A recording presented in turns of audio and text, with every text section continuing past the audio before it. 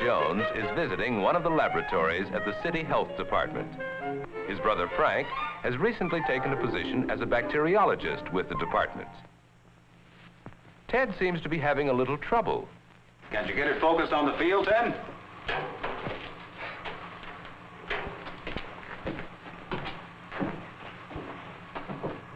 Try using the fine adjustment knob. And do it more slowly. You're likely to miss the cells you're looking for, even though they may be there. Okay, I'm trying.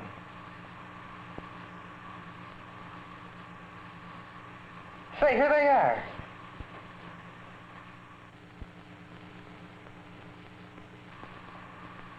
Here, look. Good. You know what kind they are? No. All I know is that they came out of that test tube that you gave me. Then they're one of the kinds of bacteria that cause food to spoil. Ted has just seen one of the many kinds of bacteria. Bacteria are found almost everywhere in our environment. Some float around in the air. Some are in water or other liquids. Still others thrive in the soil. Bacteria are plants, but they are not green like the plants we usually see. Some kinds are indispensable.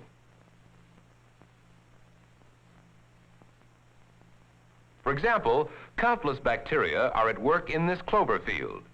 They are growing in the little nodules at the plant roots. Bacteria in these nodules take nitrogen from the air and change it into a form of plant food. Other kinds of bacteria are responsible for milk or cream becoming sour,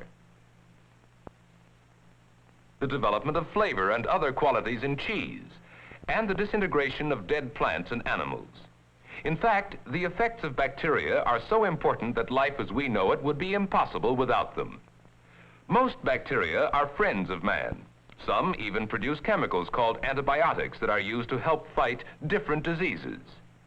Only a few kinds of bacteria cause disease. Probably the first person to observe bacteria was Anton Van Leeuwenhoek, inventor of one of the first successful microscopes. After looking through his crude microscope, he made drawings of the microorganisms he saw. These represented organisms from tartar scraped from his own teeth. In contrast, here, using a modern microscope, we see other microorganisms taken from tartar.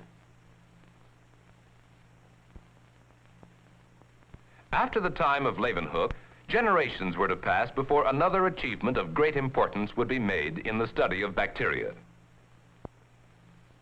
It was the famed chemist Louis Pasteur of France who in the 1850s proved that bacteria cause fermentation. This explained many of the chemical changes that go on in nature. Pasteur also proved that bacteria never develop out of dead organic matter alone, as some people had believed. He emphasized that bacteria can only come from other bacteria.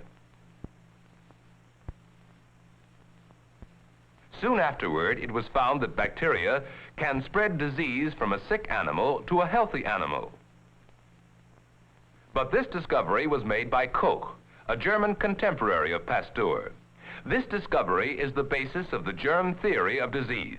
Robert Koch and his assistants also learned to prepare and use nutrient materials. Nutrient materials are usually jelly-like emulsions or fluids, which favor the growth of bacteria. Koch made other discoveries that helped lay the foundations of modern bacteriology. Since the time of Koch, much has been learned and many other kinds of bacteria discovered. Today, if Ted could collect all known kinds of bacteria, he would have thousands, and the facts that have been discovered about them are exceedingly numerous. He wonders how a beginner can ever learn about so many kinds of bacteria. Frank explains that it takes a systematic approach. For example, bacteria may be separated into groups according to what they live upon, the nature of the food they require. Some bacteria are parasites, others saprophytes, and still others autotrophs. Parasites depend upon living plants or animals for food. Here are some parasitic bacteria. Most bacteria that cause human disease are parasitic. Saprophytes live upon dead plants or animals or their products. Saprophytic bacteria produce enzymes that cause the chemical breakdown we call decay. There are more kinds of saprophytic bacteria than of any other type. Autotrophs get their energy from minerals or other inorganic materials. The autotrophic bacteria seen here live upon a form of iron. Through oxidation, they change one form of iron into another and use the energy that is released. Unlike the large majority of plants, most bacteria have no chlorophyll with which to manufacture food. Parasites, saprophytes, and autotrophs all take in food through their cell walls. To pass through these cell walls, the food must be soluble. In some instances, insoluble foods are converted into soluble materials by chemicals released by the bacteria themselves. All bacteria require soluble food to live. Ted thinks the information seems complicated, but Frank, speaking from experience, explains that the basic facts about bacteria are quite simple and very useful. Besides facts about the food getting of bacteria, Frank describes another type of information that is especially useful in bacteriology. Depending upon the structure or shape of bacteria, there are four main kinds. The cocci, that are round like these, that are common in the air. The bacilli, that are rod-shaped like these from gas gangrene. The spirilla, that are spiral like these taken from a sample of well water. And the filamentous forms, such as these thread-like ones. Structure or shape is one of the principal characteristics used by bacteriologists to classify or identify different kinds of bacteria. The life processes of bacteria are simple. We've already seen how bacteria obtain food. Now we will consider their reproduction, which takes place through simple division of the cells. In drawings, we can see that bacterium cells are continually growing. When a cell reaches maturity, it divides again. This goes on and on about every half hour, as long as the food supply holds out, or until some unfavorable condition slows down or stops their development. The reproduction rate of bacteria may be greatly affected by temperature. In a laboratory, the temperature can be controlled in an electric incubator. As Frank explains, there's always a temperature that's best for growing bacteria. Usually, this temperature is about 30 to 37 degrees centigrade. 37 degrees centigrade is about equal to the normal human body temperature. In case the temperature is unfavorable, some bacteria, especially the rod-like kinds, have a special means of protecting themselves. They do it by forming spores. Notice the spore forming in the center of one of these bacterium cells. Some other kinds of bacteria form spores at the ends of the rods instead of at the centers. Either way, a spore has a special wall around itself that seems to protect the bacterium inside from such adverse conditions as cold, heat, sunlight, or disinfectant. Later, when conditions improve, the spore may change back again into the rod-like bacterium.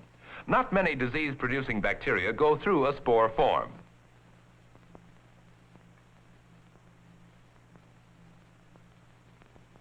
Besides protective mechanisms, some bacteria are equipped to move about. The hair or whip-like parts attached to these bacterium cells are called flagella. Different types of bacteria have different types of flagella. Such flagella can be moved to propel a living bacterium through blood or other solutions.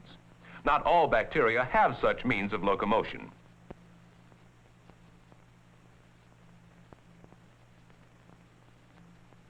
Since the time of Leeuwenhoek, progress in bacteriology has been phenomenal. His successors, such as Pasteur of France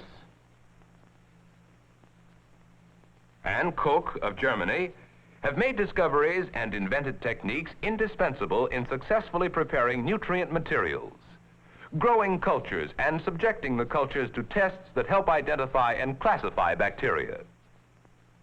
Today, in bacteriology laboratories, work is conducted that leads to the control of the relatively few bacteria that are foes of mankind, and to the more effective use of the multitudes that are friends, in order to make human life more healthful and increase our standard of living.